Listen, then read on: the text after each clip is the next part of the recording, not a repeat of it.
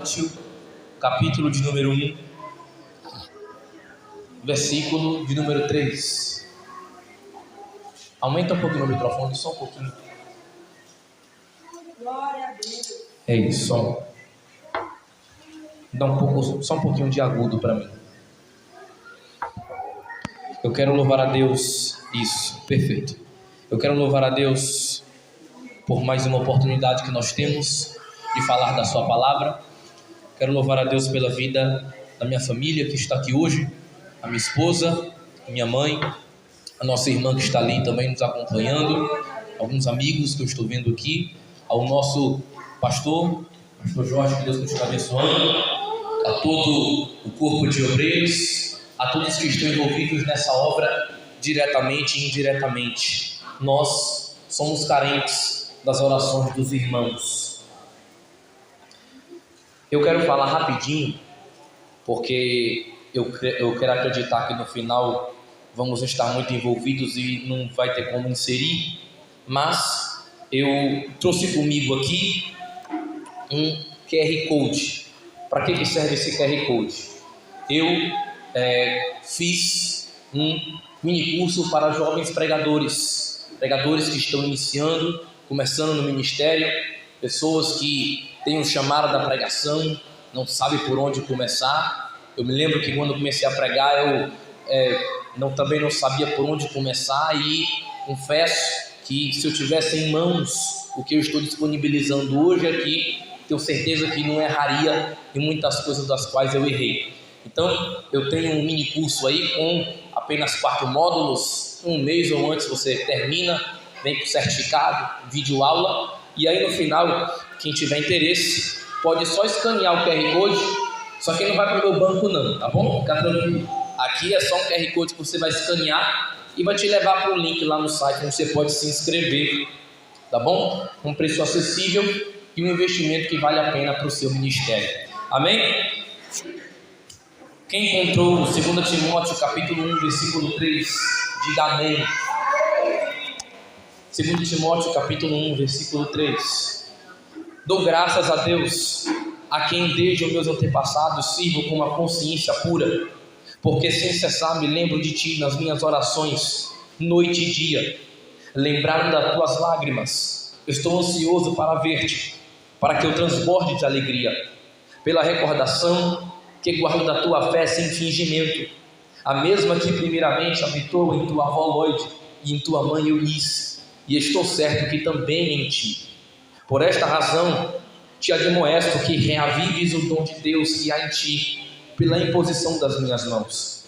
Porque Deus não nos tem dado espírito de covardia, mas de poder, de amor e de moderação. Não te envergonhes, portanto, do testemunho de nosso Senhor, nem do seu encarcerado, que sou eu. Pelo contrário, participa comigo dos sofrimentos a favor do Evangelho, segundo o poder de Deus. E você diz amém. Amém. Glória a Deus. Meus irmãos, Paulo está preso durante a grande perseguição do imperador Nero. Diferente da sua primeira prisão em Atos 28, dessa vez ele está em extremas condições rigorosas e ele prevê que a sua execução será muito em breve.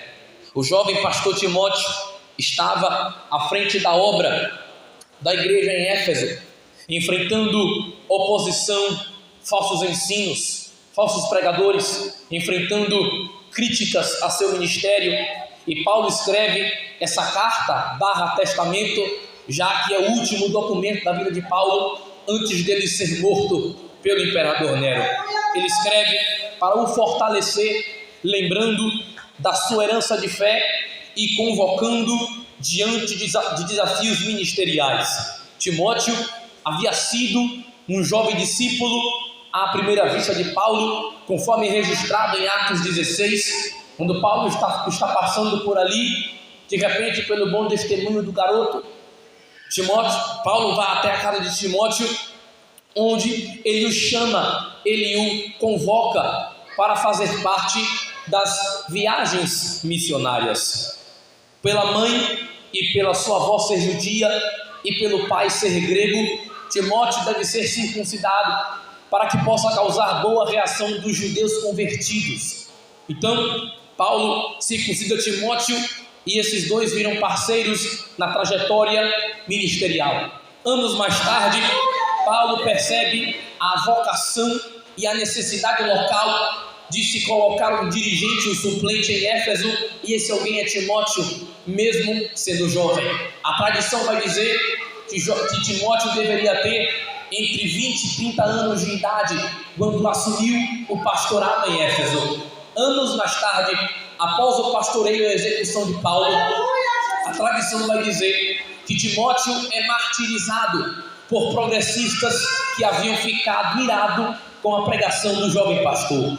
Ele havia crescido em um lar que, pelo fato da mãe e da avó serem judias, ele havia sido ensinado as leis de Deus desde pequeno. Na lei dos judeus, era comum que todo adolescente com entre 10 a 12 anos, a partir daí, aprendesse do zero as leis de Deus. E pelo fato delas terem ensinado as Sagradas Escrituras a Timóteo, isso explica o fato de Timóteo ser bem desenvolvido ministerialmente e de forma também intelectual. E quando nós nos voltamos para o contexto dos versículos em que nós lemos, Paulo, ele não apresenta detalhes, mas pela gramática que ele apresenta, Paulo parecia preocupado com o estado espiritual de Timóteo. Paulo, pelo que ele sentia, ele alerta a Timóteo que precisava reavivar, despertar o dom de ensino que recebera de Deus através da imposição de mãos de Paulo. O verbo grego para despertar, reavivar, significa a ideia no original de manter a chama incandescente. Ou seja, a palavra grega para reavivar é não deixar a chama se apagar. Perceba, quem já fez fogo a lenha, quem já trabalhou com fogo, sabe que se não abanar, se não assoprar, como era em tempos mais antigos, a chama ela se apaga e não se obtém o resultado necessário. Então, muitos comentaristas vão dizer que essa é a ideia que a palavra reaviver significa, é manter a chama incandescente. Para despertar seu dom, Timóteo precisava reacender o fogo que havia sido instalado em meio a desafios ministeriais, em meio a críticas, em meio a desafios. A chama estava se apagando. Por alguma razão, Timóteo estava se esquecendo que o Espírito Santo habitava nele. Isso fica claro no versículo 14. Por algum motivo, Timóteo estava se esquecendo que recebera um dom de Deus, simbolicamente trazido pelas mãos de Paulo. E Timóteo estava se esquecendo quem o havia trazido até ali. Timóteo havia se esquecido quem o havia capacitado para chegar até ali. De repente, Timóteo, sendo alguém jovem, remete àquela fase de uma crise autoexistencial. Alguém que está criticando a sua autoexistência, se perguntando se ele pode ou não continuar fazendo o que está fazendo. E baseado nessa situação de Timóteo, naquele contexto, nós trazemos uma questão que, se você prestar atenção nesse momento, você vai entender do que eu estou falando. Olhando para esse texto, nós precisamos nos questionar como combater a frieza espiritual da nossa geração. Como combater a frieza espiritual que tem se instalado em famílias. Como combater a frieza espiritual que tem se instalado em muitos lares.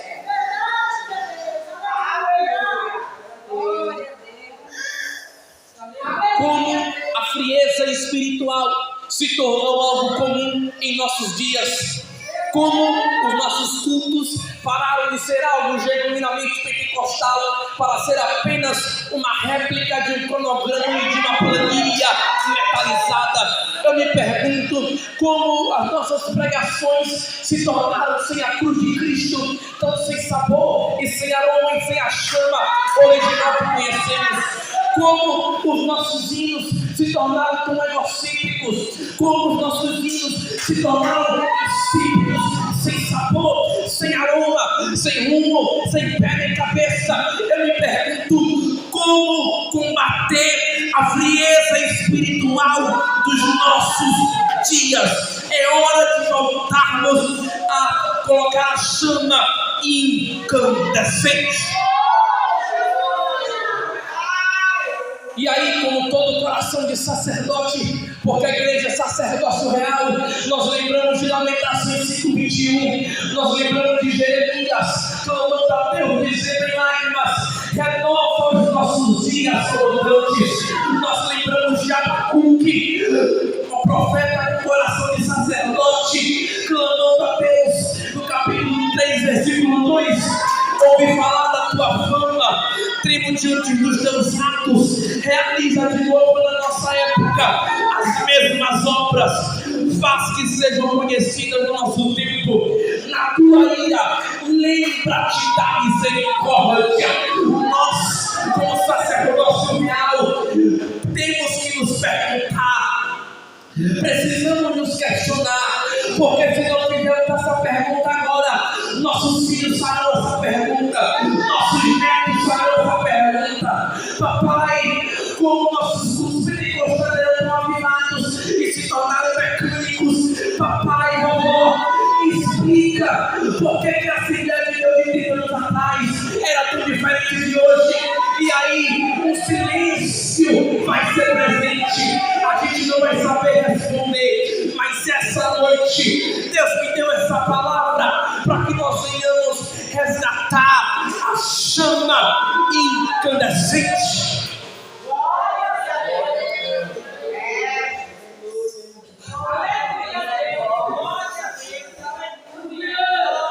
Existem critérios para se combater a frieza espiritual dos nossos dias. O primeiro ponto que nós tiramos da segunda carta de Paulo a Timóteo é que nós precisamos manter a chama do dom acesa. No versículo 6, Paulo chega para Timóteo e diz: olha, mantenha a chama acesa, reavives o dom de Deus. Eu sei que nós passamos por problemas, eu sei que nós passamos por dificuldades. Ninguém é super-homem, ninguém é super-crente. Timóteo era um jovem pastor, estava passando por momentos difíceis, mas em meio à crise que seu líder Paulo, seu mentor, o questiona, o diz, o alerta: mantenha a chama de Deus acesa. Mas de repente surge uma pergunta, aumenta o corredor do filho, por gentileza. Uma pergunta surge: como, de que maneira? Disciplina, busca e tempo de qualidade com Deus.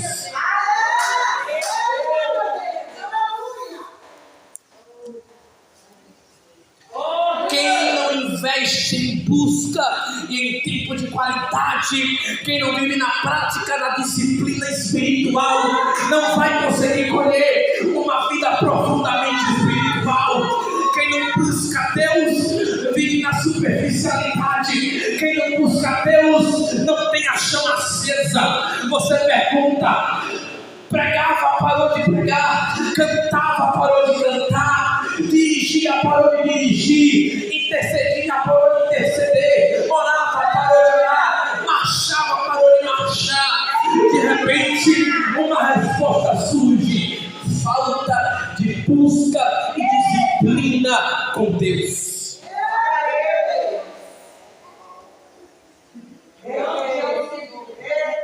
Palavras como essa é igual bezetacil, vacina de UPA. Dói no início, mas ela cura, pode ter certeza. Porque a disciplina, ela é fundamental. A disciplina, ela é fundamental no povo de Deus. Você pesquisa como era a vida desses homens de Deus da Bíblia, Antigo e Novo Testamento, como eram esses homens que buscavam na história da igreja. E aí você vê relato de gente que passava a noite, claro,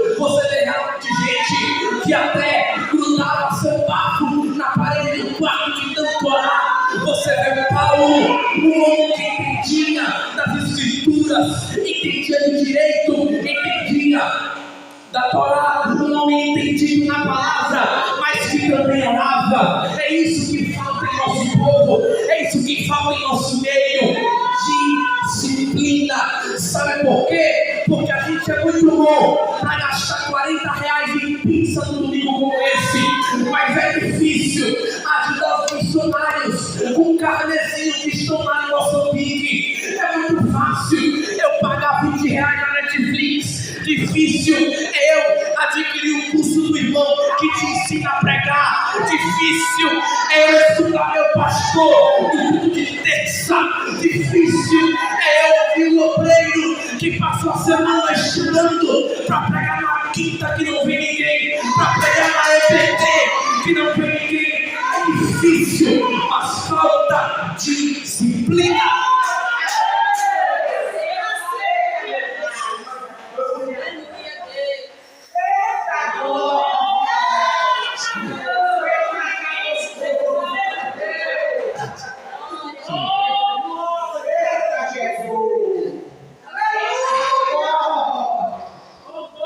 Disciplina e, acima de tudo, investimento em tempo de qualidade com Deus. Porque a gente só quer orar em tempo de festa, a gente só faz campanha em tempo de festa, a gente só faz campanha, só vem orar em ciclo de oração. Vida de oração, tempo de qualidade com Deus. Quem ora aqui, ora em casa. Não é só orar no almoço, não é só orar para dormir, é tirar um período de oração, é buscar na madrugada, é subir monte, deixa criticar, mas invista em tempo de qualidade com Deus. Há quanto tempo você não lê a Bíblia como antes? Há quanto tempo você não faz um devocional? Você acordava cedo, pegava a Bíblia, canetinha, um marcador e marcava e lia. Há quanto tempo, em um dia de semana, pegava a Bíblia no cartaz do braço? Eu vou procurar onde é que tem circulação para eu achar. É tempo de qualidade com Deus.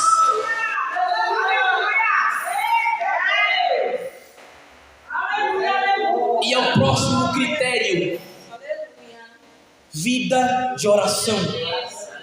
É o segundo critério para combatermos a frieza espiritual. Porque vida de oração não é só orar uma vez na semana.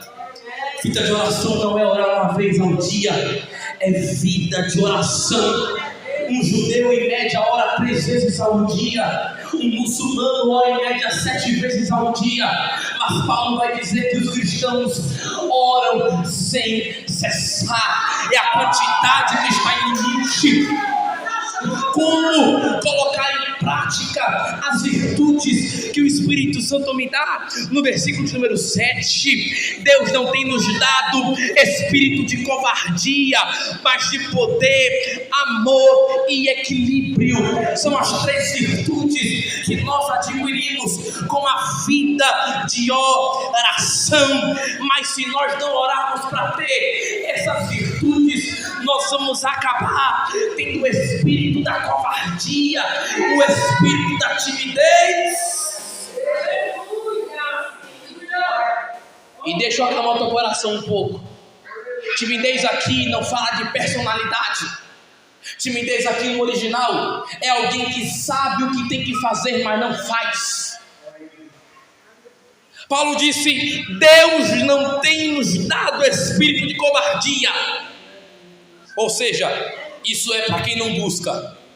Mas para quem busca, amor, poder e equilíbrio. São 3 virtudes que regem a igreja. Por que amor? Porque se tornou a lei principal. Ame a si mesmo como a teu próximo, e a Deus acima de todas as coisas. Substituiu a lei de Moisés. Nós estamos na lei do amor. E por que poder? Porque crente que diz que é testemunha de Deus e não se manifestam os dons do poder de Deus, ele não é testemunha de verdade. O que foi que Jesus falou para os apóstolos? Vocês ficaram em Jerusalém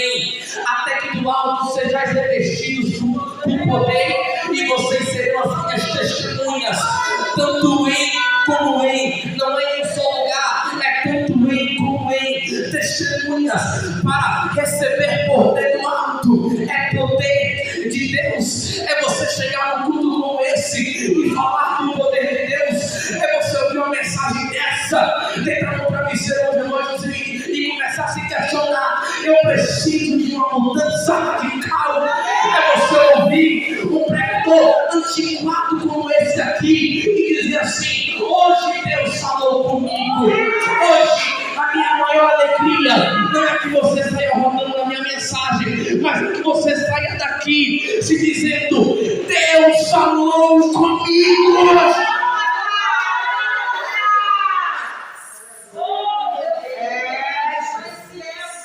E por que equilíbrio? Por que moderação? Porque Cristo de verdade não é levado pelas emoções, não é levado pelos sentimentos.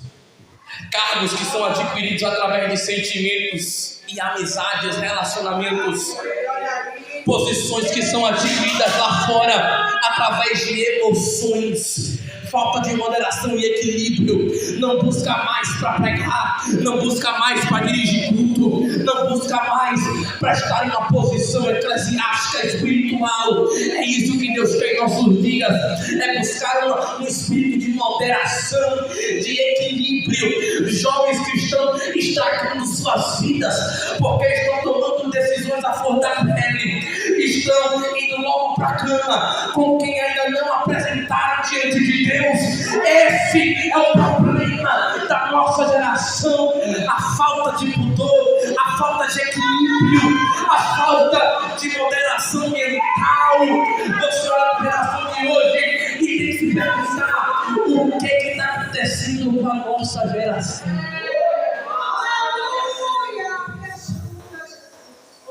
Eu fui adolescente, eu fui jovem, com acesso à internet. Eu posso dizer, eu não vi na minha época as coisas que eu estou vendo hoje.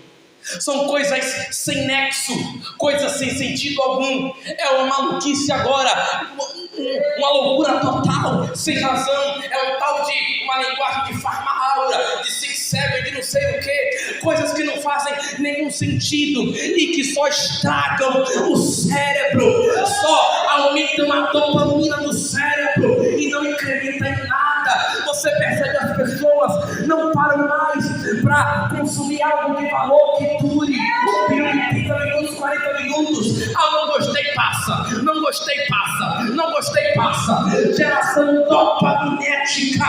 Mas Deus me trouxe aqui hoje para dizer: precisamos das virtudes do Espírito de Deus.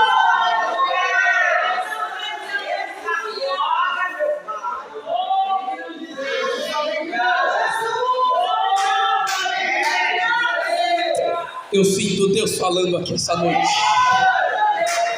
Eu quero profetizar nessa noite, pois me incomoda fazer isso, que a frieza não vai se instalar na sua casa, a frieza não vai chegar na sua família, a frieza não vai chegar no seu ministério, a frieza não vai se instalar no seu casamento, a frieza não vai tomar conta. Ei, a próxima vez que você subir no microfone, você vai sentir Deus, você vai deitar na cama, quer seu primeiro altar, vai orar e vai sentir Deus falar com você. Eu profetizo que a sua casa não vai se tornar um roda de ossos secos, mas vai se tornar rios de águas vivas. O Espírito Santo vai nadar por esse lugar.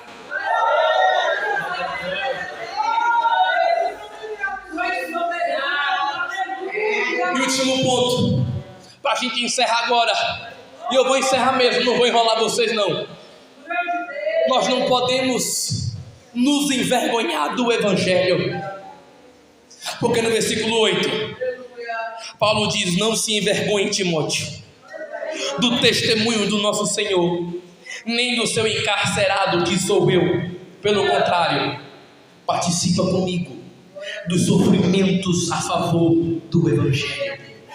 O que Paulo está dizendo é: eu sei que você está passando por dificuldade, eu sei que você é jovem, eu sei que os desafios são certos, mas não se envergonhe do Evangelho e do testemunho de nosso Senhor e meu, que sou prisioneiro dele. O que ele está falando é: não se envergonhe, porque o Evangelho é sofrimento, o Evangelho é renúncia, o Evangelho é dor, o Evangelho é espinho.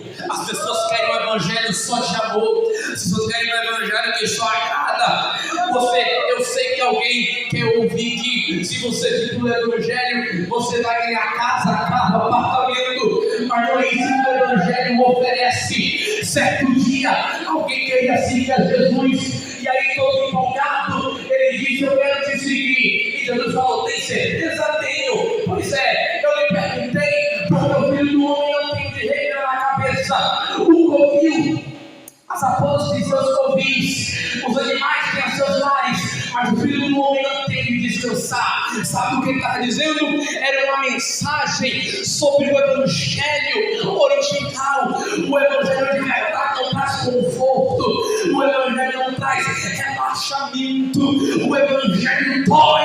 É difícil ser crente, é doloroso carregar a cruz, é difícil dizer não a esse mundão. E eu não estou dizendo que o mundão não é bom, porque a gente diz não, a gente renuncia, paga preço, dói mesmo, mas vai valer a pena cada não que você disser, vai valer a pena cada renúncia que você fizer, porque o galardão vai ser certo. Não se envergonhe nessa sociedade corrompida e ímpia. Precisamos assumir a nossa identidade. Eu me lembro da época em que eu estudava no Polivalente, e eu me lembro de pessoas que tinham vergonha de se dizer cristãs, e eu me lembro que quase todo dia, inclusive o colega meu está ali, não me deixa mentir, eu ia todos os dias para a Praça Brancos, de repente 40 minutos antes do curso vim, era mais ou menos 4 e pouca, e de repente eu ficava na praça pregando Jesus, pregando o Evangelho, e eu me lembro que eu chamava: bora ali mais eu pregar o Evangelho, bora ali mais eu pregar folheto. Aí eu não vou porque eu estou com fulano, eu não vou porque eu estou com Beltrano. E aí eu levava o ternozinho da mochila, levava a Bíblia, e com aquela voz de papo rouco, para diversas pessoas que eu vi meio todo mundo, mesmo assim, eu ia, algo me dizia: não vai, para que essa coisa toda, ninguém está aqui com você, sorrindo na sua cara, mas eu disse: não importa, vai valer a pena.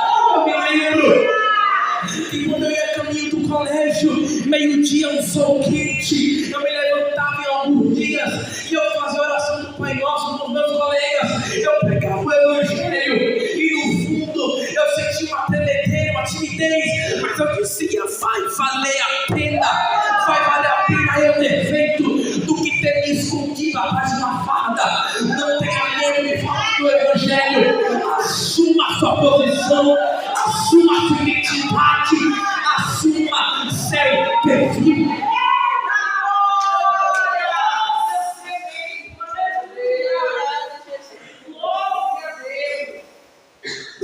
Não podemos ter vergonha, porque os grupos ideológicos, inclusive os LGBTs, ativistas, progressistas, comunistas, que estão agora na faculdade, universidade, inclusive em colégios privados e públicos também, trazendo livretos com imagens sexualizadas. Escute o que eu vou dizer agora, isso é estatística. Professores trazendo livros com imagens pornográficas, ensinando coisas ilícitas aos seus filhos, aos seus netos, ensinando sobre inteligência nos colégios, ensinando que homem come é normal, que alguém com o mesmo sexo é normal, ensinando que não devem. Em lousas, o diabo falando através de professores, através de ativistas. Mas em nome de Jesus, o povo de Deus é um povo sábio, o povo de Deus é um povo que tem a palavra.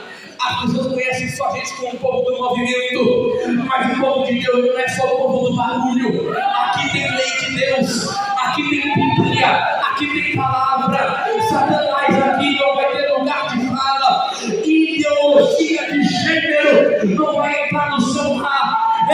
Ideologia de afeto não vai entrar na sua família.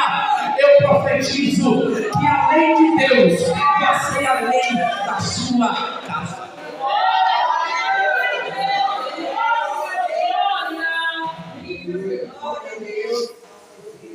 E nós temos que nos posicionar. Posicionamento. Então, como é que eu combato a frieza espiritual? Mantendo a chama acesa. Vida de oração. E assumindo a minha identidade. E aí Paulo vai encerrar. É o último escrito de Paulo da vida dele. E ele vai dizer no capítulo 2, versículo 3: você sofre as aflições como o pão soltado de Cristo. E ele tem mais: ninguém que milita se embaraça com os negócios dessa vida, a fim de agradar aquele quem o alistou para a guerra. 2 Timóteo 2,11: palavra fiel é esta, que se morremos com ele, também com ele viveremos. Se sofremos, também com ele reinaremos. Se o negarmos, ele também os negará. Aí ele vai encerrar e vai dizer: contudo, se nós sermos infiéis, ele permanece sendo fiel.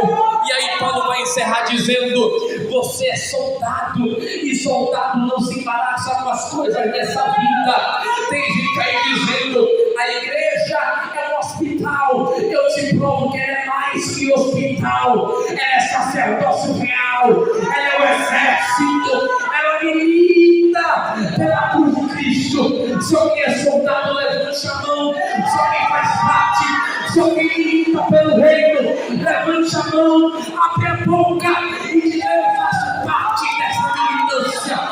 Eu sou soldado, eu estou com o escudo em pé e a espada afiada para lutar contra o inferno. Então, que nós resgatemos a sensibilidade espiritual, que nós venhamos resgatar a sede de Deus, que nós venhamos voltar a ter fome de Deus, que nós venhamos a ter aquela sensibilidade que nós tínhamos antes. Hoje, você está espiritual demais, você está crente demais, você está muito virtuoso, está vendo o diabo em tudo. Ô saudade, era assim mesmo. Crente tinha contato na internet, porque já viu o mal de longe. Nós temos que ter de volta a sensibilidade espiritual. Eu sou de um tempo em que meus avós, meus pais não tinham nem televisão, nem rádio, nem tinham sequer jornal, nem tinham acesso à internet, porque nós tínhamos a hipersensibilidade espiritual, coisa que fez a igreja crescer e avançar como está hoje. E por isso, eu quero orar por você essa noite.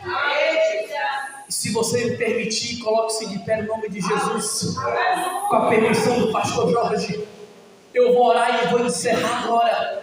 Mas eu preciso encerrar. Cadê a banda aqui para me ajudar? Eu preciso encerrar essa mensagem com essa oração, com esse clamor. Eu preciso orar pela sua vida essa noite.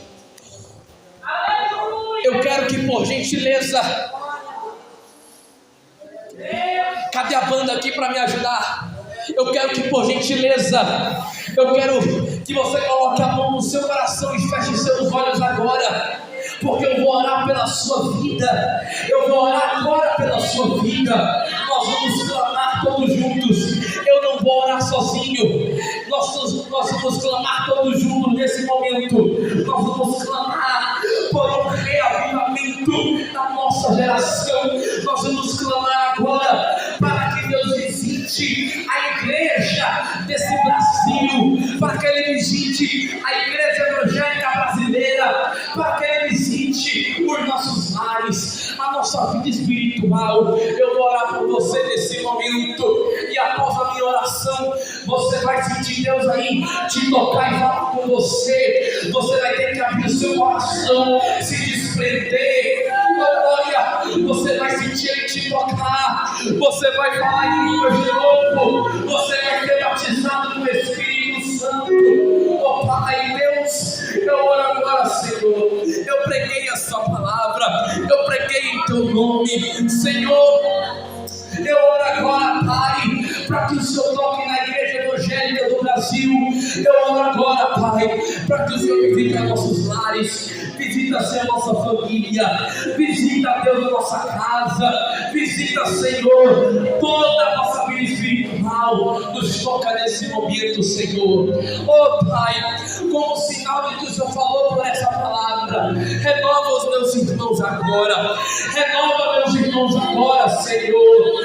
Fala em línguas de novo, chora na presença de novo, deixa a água escorrer, deixa o suor escorrer, sinta a presença de Deus. Ele te toca agora, se desprenda na presença de Deus agora. Eu navegarei pelo oceano do Espírito, e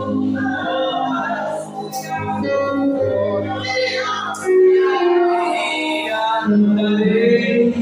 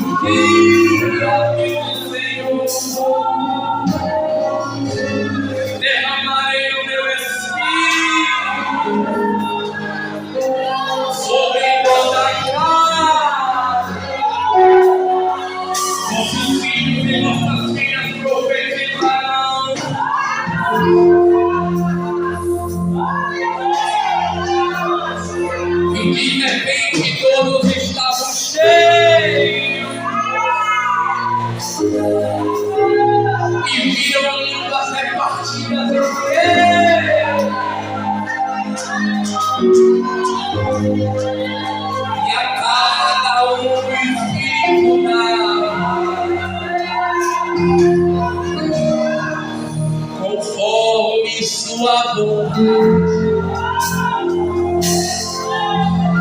Toca, Deus, agora. Toca, Deus, na nossa vida, Espírito. Fale em línguas agora.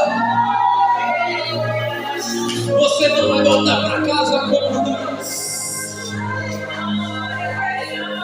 Eu estou vivo em visão agora que a igreja não vai ser a mesma como está hoje. vão acontecer. Jovens vão sair das ruas. Casamentos vão ser restaurados. Jovens pregadores vão voltar a pregar.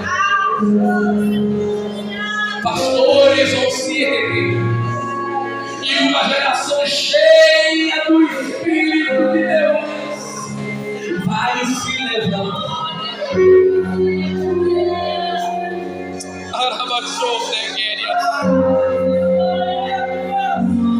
E que me assou negérias. Arigou negérias, som nebria. Eu usei meu servo essa noite. E que me negérias.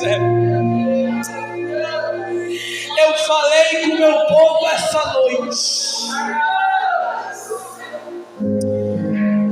A mensagem é dura, mas eu tenho algo especial com a minha igreja.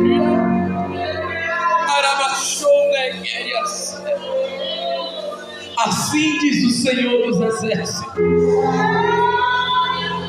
Não cansa de me buscar, diz o Senhor. E me assou não me cansa de me buscar, porque quando acharem que estão perto, é aí que eu estou me aproximando de Deus. Assim diz o Espírito de Deus.